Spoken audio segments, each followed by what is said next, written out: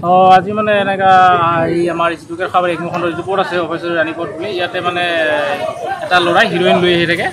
এই সহযোগত এইটোৰ আৰক্ষীৰ লগতে ৰেঞ্জ ফিল্ড টিম এনেকৈ সহযোগত আমি আৰু গাঁৱৰ ৰাইজে মিলি এটা ল'ৰাক মানে ধৰিব সহযোগ মানে ধৰিছোঁ আমি আজি। আৰু এই ল'ৰাজন দীনদয়ালৰ ছাত্ৰ বুলি আমি ইতিমধ্যে গম পাইছোঁ।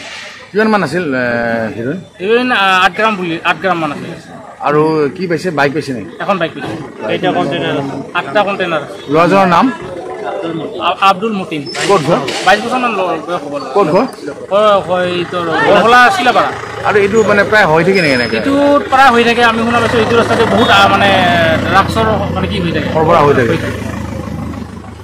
এনেই আগতে অভিযান চলিছিল, আগতে অভিযান হৈছে, আগতে ধৰিছে ইয়াতে বহুত, কিন্তু বহুত যাই থাকে দিন ৰাতি ইয়াত বহুত নতুন নতুন ল'ৰা ছোৱালী আমি দেখিবলৈ পাওঁ এই ৰাস্তাত। কিন্তু কিয় আহে আমি গম নাপাওঁ, কিন্তু আজি আমি গম পাইছোঁ যে এইবিলাক এনেকুৱাই বিজনেছ কৰে।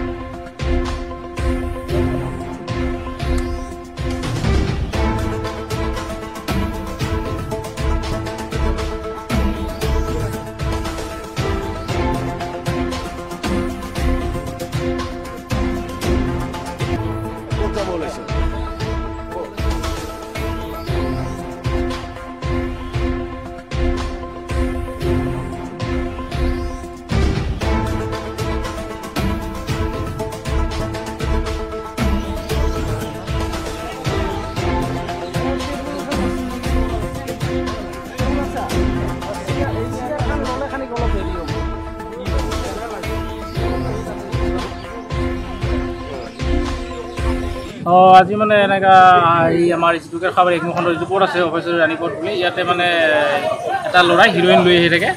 এই সহযোগত এইটোৰ আৰক্ষীৰ লগতে ৰেঞ্জ ফিল্ড টিম এনেকৈ সহযোগত আমি আৰু গাঁৱৰ ৰাইজে মিলি এটা ল'ৰাক মানে ধৰিব সহযোগ মানে ধৰিছোঁ আমি আজি।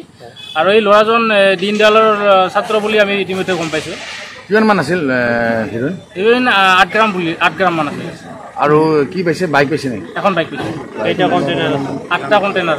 ল'ৰাজনৰ নাম আব্দুল মতিন। ক'ত ঘৰ? 22 বছৰমান বয়স হ'ব। ক'ত ঘৰ? বৰহলা চিলাপাৰা। আৰু এইটো মানে প্ৰায় হৈ থাকে নেকি? এনেকৈ এইটো প্ৰায় হৈ থাকে। আমি শুনা পাইছোঁ এইটো ৰাস্তাতে বহুত মানে ড্ৰাগছৰ মানে কি হৈ থাকে, সৰবৰাহ হৈ থাকে। এনেই আগতে অভিযান চলিছিল, আগতে অভিযান হৈছে, আগতে ধৰিছে ইয়াতে বহুত, কিন্তু বহুত যাই থাকে দিন ৰাতি ইয়াত বহুত নতুন নতুন ল'ৰা ছোৱালী আমি দেখিবলৈ পাওঁ এই ৰাস্তাত। কিন্তু কিয় আহে আমি গম নাপাওঁ, কিন্তু আজি আমি গম পাইছোঁ যে এইবিলাক এনেকুৱাই বিজনেছ কৰে।